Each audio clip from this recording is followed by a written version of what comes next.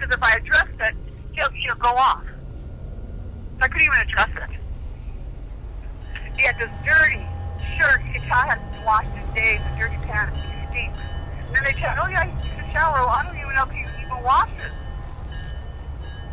But if I mention anything about it, he goes off. I can't say no to anything, and I can't mention his hygiene. I can't say, why don't you have clean clothes on? Go change your clothes. Because, before I say, hey, you know what, you need to go change your clothes. I can't even do that anymore because that sets him off. Everything sets him off. He's worse than Billy Mummy in this cornfield. He gets that angry look, and his shoulders come up, and his arm is just so ready. Before you even have a chance to be away from him. Because sometimes you act like he's going to cut you, and then he'll haul off. That's what he did. He says, Grandma, can I talk to you? Because we're having a good time. I said, well, okay, sure. We get close together, and he says, Grandma, I'm going to the Wendy's. That wasn't part of the plan. If I'd take him to Wendy's, and I said it wasn't part of the plan. Why not? Because it's not part of the plan. We're supposed to do this.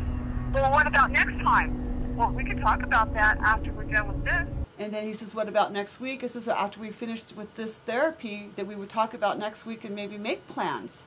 And then we'll talk about our plans for the next time I come. And I never said no. I just said it wasn't his plan. He got his shoes, he tells me he needs new shoes. I go, where's the shoes I've got you? I'm not being mean. I'm just like, well, what happened to the ones I got you already? And then he backs away, and then we're playing the game, and then all of a sudden he just explodes. He was walking towards me, and he had his arm kind of stiff, but I didn't think he was going to hit me, and then he just hauled up and hit me. He wanted to hit the other kids, he hit his one-on-one, he went after me, he hit his therapist, he was spitting at us. And I had asked him, I says, are you mad? Tell me with words, what are you mad about? And he was growling like a dog. And then he said all these obscenities, and he pulled his pants down and showed, went like this to me. Something I said to the therapist, he should have control over the game. The rules are rules.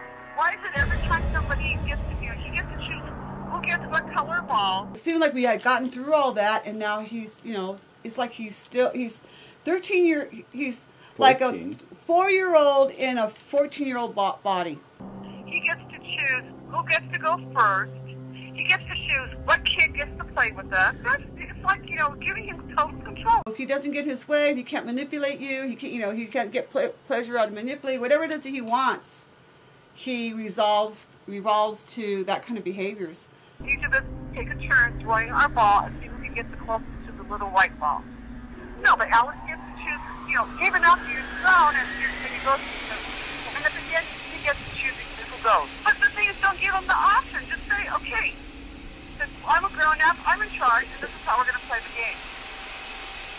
But if you don't just let Alex choose what he wants, then we don't even get to play the game. Then here we go again. So I'm like, we walk on eggshells, and everybody lets him have his way, and I'm like, this is ridiculous.